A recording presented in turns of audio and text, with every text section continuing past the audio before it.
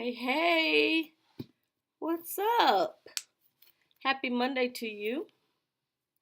Hope that you had a good Monday. Today is another off day for me. Maybe off day for one thing, but it's on day for everything else.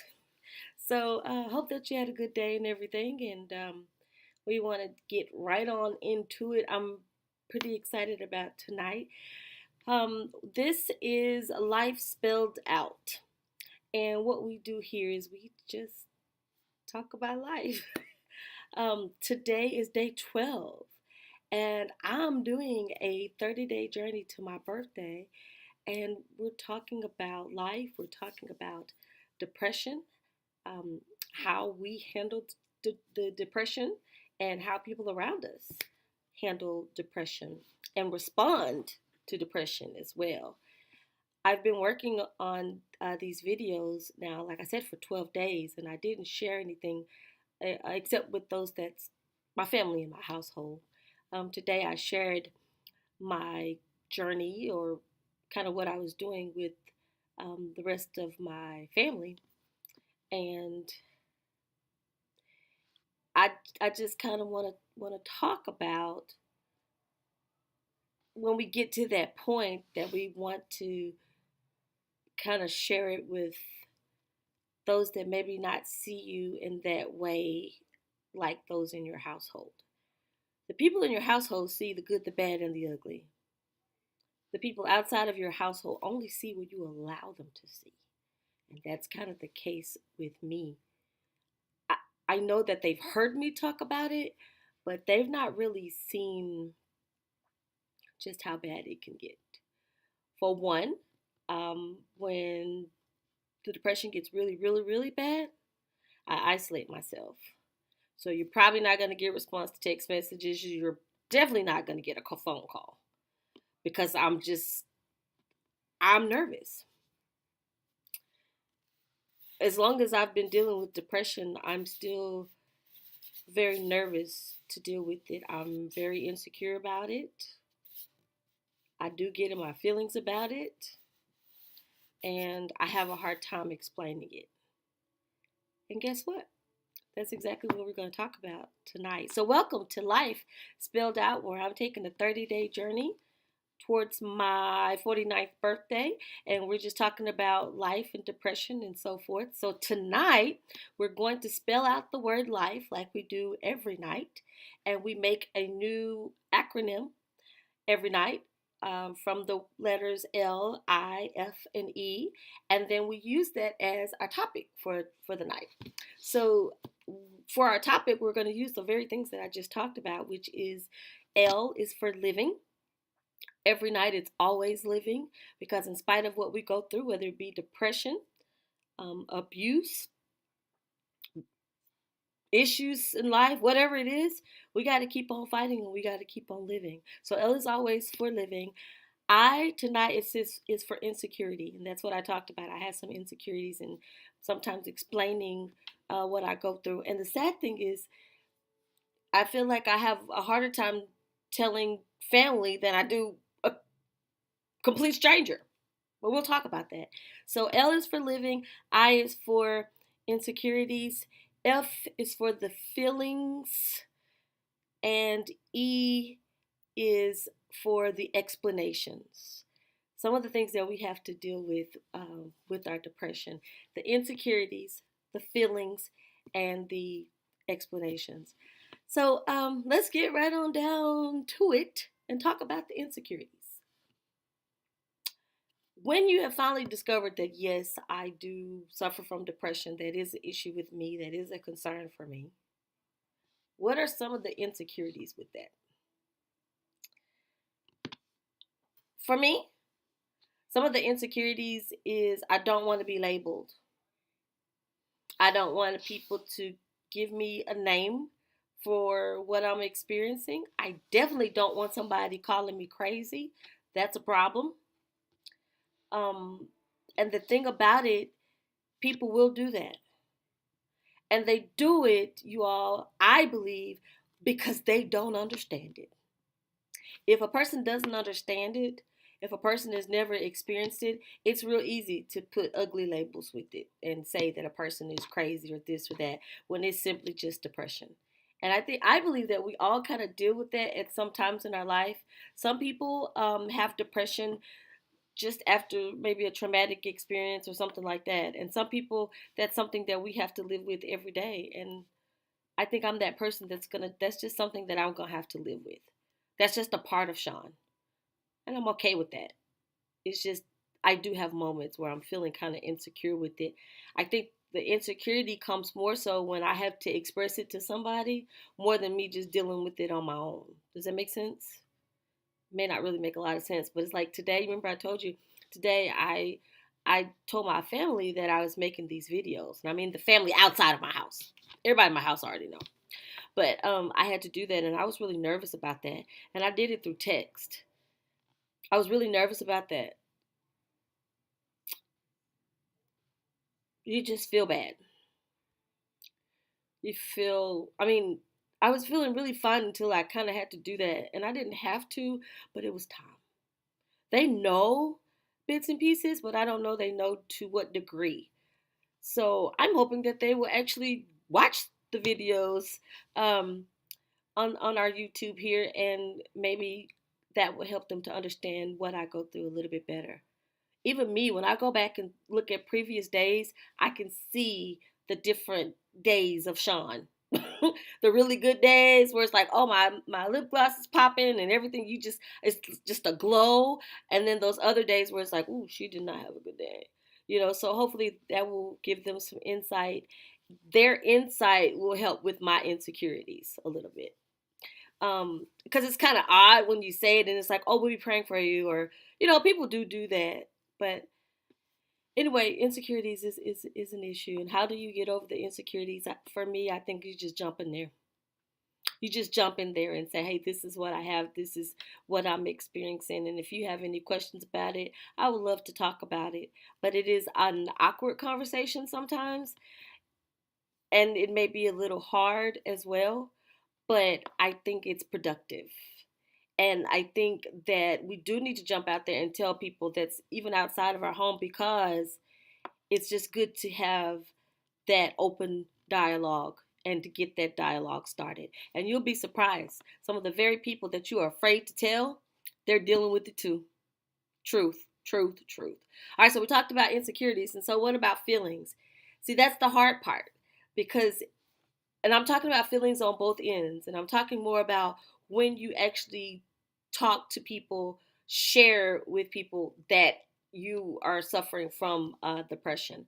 So the feelings part, both sides. First side, for me, because I'm the person that suffers with depression, my feelings change. So, for example, today I may be feeling really strong and I can share with you, hey, I go through depression. This is what happens when I go through it, and blah, blah, blah. No problem. That was easy. But I think they're depending on my day and my feeling at the time, it may turn out to be one of those where I'm just crying. I don't know why I'm like, so the feelings just kind of vary. As far as the other person, you have to put yourself in those shoes, in their shoes. When you actually express that you go through depression and you have these different moments, hey, it may be new to them. And the feelings may be different, because part of their feeling is like, oh my gosh, my poor Sean. Oh, I really hate that she's going through that. I don't know what I can do. So they're kind of leery, like they don't know how to respond to you. Like, are you real fragile and they got to be careful with you? Is it comical where they can say, girl, you crazy? You really are crazy, huh? I knew you was crazy. Family can be something else. So, just know that there's mixed feelings on both sides. And that may not help with your insecurity so much, but it helps you to know that this is just real life. We're doing life and we're doing it the real way. Um, and I think you have more of a healthy relationship by telling the truth and having the dialogue than you do when people walk around you like with eggshells. That drives me nuts. Like, respond to me. Say something back to me and say, hey, I understand. I don't understand what you're going through because I don't suffer from depression, but know I'm here for you. That's what we need to hear.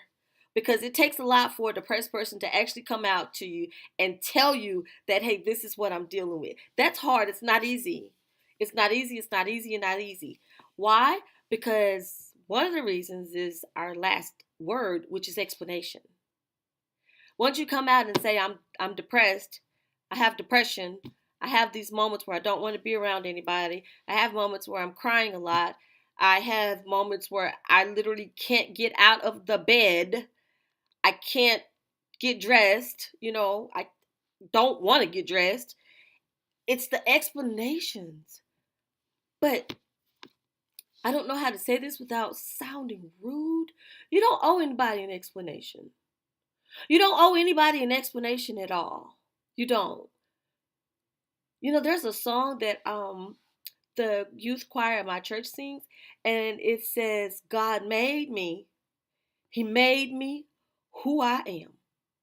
I have to continually remind myself, even though I may be special, different from everybody else, God made me, and He made me who I am. And that alone should give us great joy. Good. I don't want to be like everybody else anyway. Not that I necessarily want to go through this, Jesus, but for whatever reason, you you've given this to me.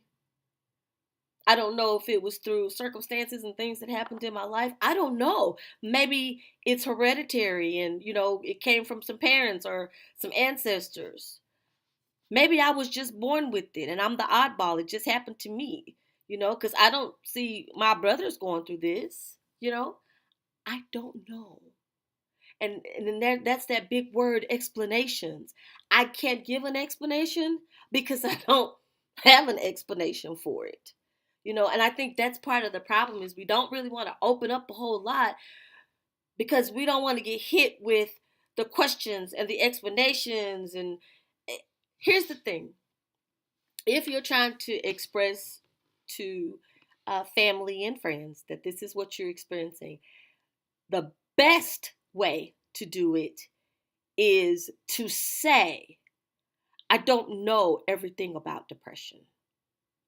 And you may have some questions for me, but I may not be able to even answer those questions. I'll try my best. So, you can understand what I'm going through and also what I need as I'm going through, but I may not be able to 100% answer the questions that you have for me. That's just truth. That's honesty. That's truth. And also be direct. Today when I expressed it to my family, I did it through text. It was easier for me. I didn't do it as a coward. I'm not no coward. That's not what that is. But I just felt like I would be able to better express myself through text.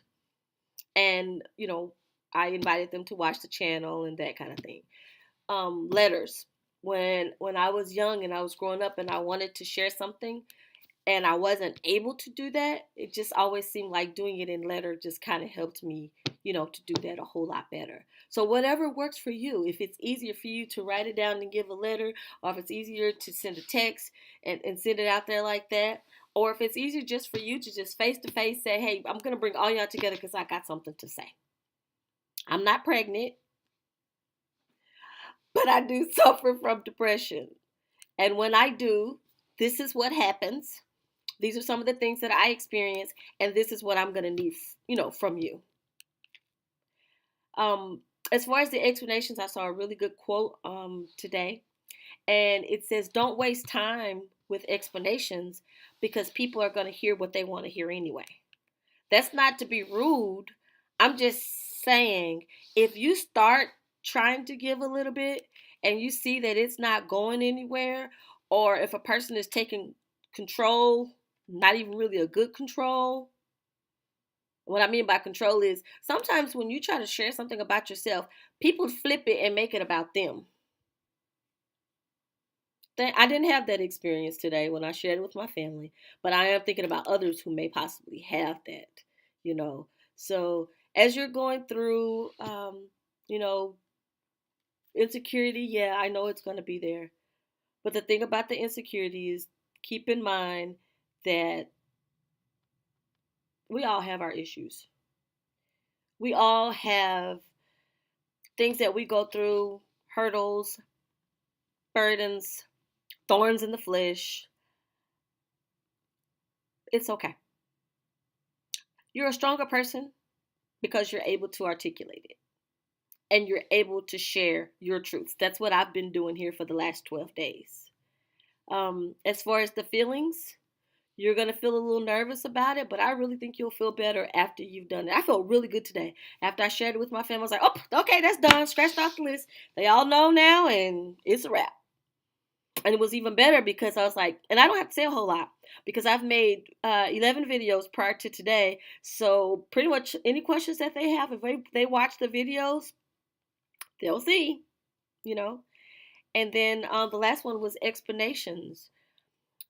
You don't owe anybody an explanation, but you do maybe want to give some to those that are closest to you because you love them and they love you, and you just want them to be aware of kind of what you experience, and you want them to be aware of the things that they can do to kind of help you with that experience. But don't get caught up in the explanation. If you're having a hard time with the explanation, just say, I'm sorry.